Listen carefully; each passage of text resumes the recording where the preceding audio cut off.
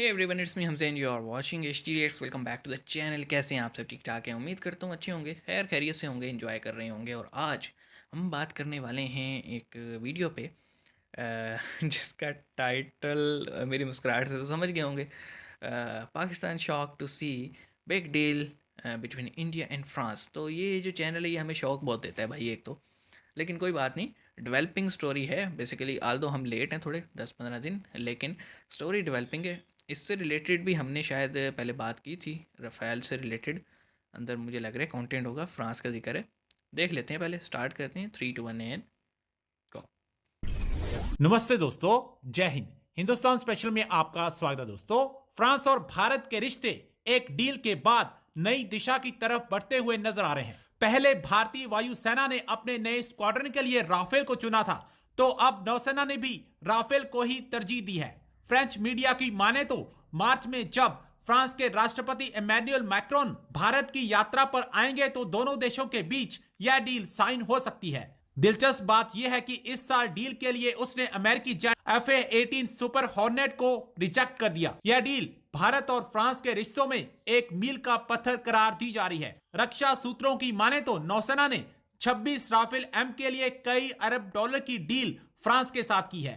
अब पाकिस्तान, फ्रांस और भारत के बीच हुई इस बड़ी डील से खासा परेशान दिखाई दे रहा है और ये चर्चा कर रहा है कि अब भारत फ्रांस से अपनी नेवी के लिए भी राफेल खरीदने जा रहा है, जो कि पाकिस्तान के लिए एक चिंता का विषय है। सुमित भाई, ये सुनने में आया है कि इंडियन जो नेवी है वो राफेल फाइटर जेट्स खरीद रही है। इससे पहले इंडियन एयरफोर्स जो थी वो भी उन्होंने भी खरीदे। और ये भी पता चला है कि जो इंडियन नेवी है वो जिसे वो कहते हैं ना, अमेरिकन, जो सुना है कि FA-18 सुपर हॉर्नेट जो थे उनको छोड़ के तो राफेल की तरफ जा रहे हैं। ये इतना पैसा डिफेंस पे क्यों लग रहा है सुमित भाई? नेशनल सिक्योरिटी के लिए, राष्ट्रीय सुरक्षा के लिए जो भी उपयुक्त होगा, जो भी अप्रोप्रिएट होगा वो किया जाएगा।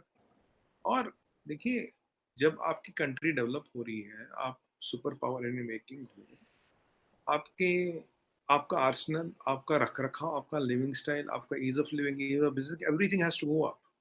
And modern technology, modern day equipments of the warfare have to come इन।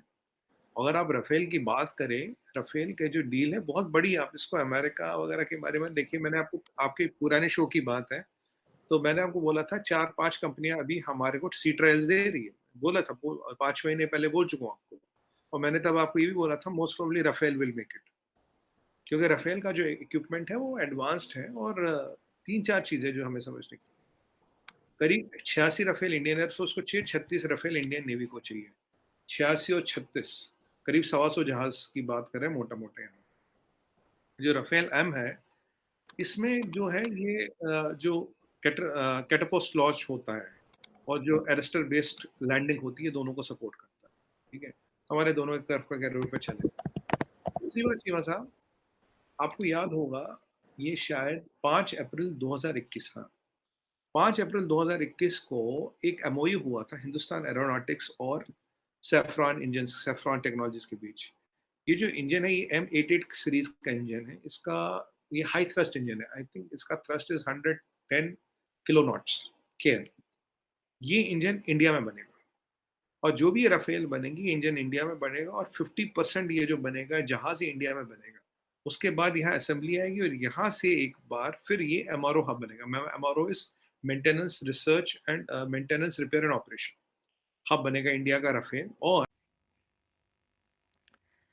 जी, अ, बात तो सही है भाई। रफ़ाल का ही ज़िक्र था।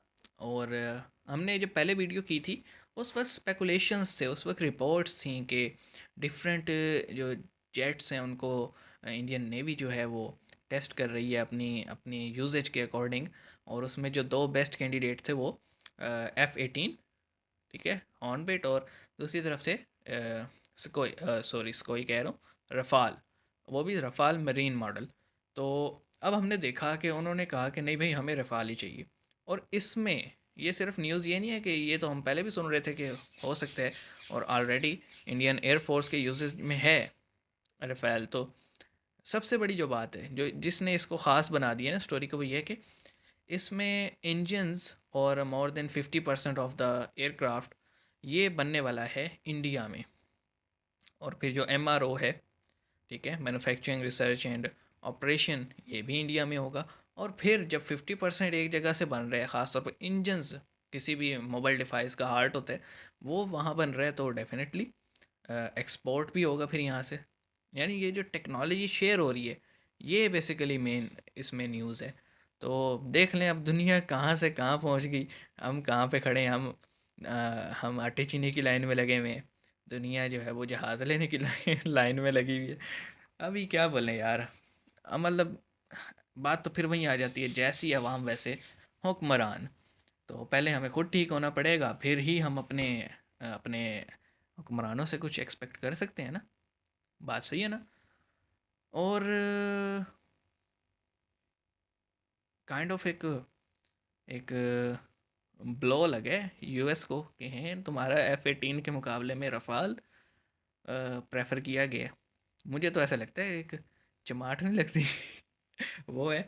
और चीमा साहब ने जो क्वेश्चन किया था, कमर चीमा ने, कि जनाब इतना पैसा डिफेंस पे क्यों लगा रहे हो, तो भाई पहली बात तो ये उनका पैसा जहाँ मर्जी लगाएं। दूसरी बात, हमारे यहाँ से जो इंसर्जेंट कार्रवाइयाँ होती हैं, और दूसरा जो चाइना हर वक्त थ्रेट बना बैठा है और इन्फिल्ट्रेट करता रहता है अरुणाचल प्रदेश में, तो वो अपना डिफेंस क्या मजबूत नहीं करेंगे। और इंडियन ओशन में जिस तरह से चाइनीज़ आने की कोशिश कर रही हैं, तो उन्होंने तो तैयार रहने। तो ये आपका बड़ा ही अजीब सवाल था। बहरहाल अच्छा वीडियो था, मिलते हैं नेक्स्ट वीडियो में। मज़ीद हमें वीडियो सजेस्ट कीजिएगा। सी यू गाइस।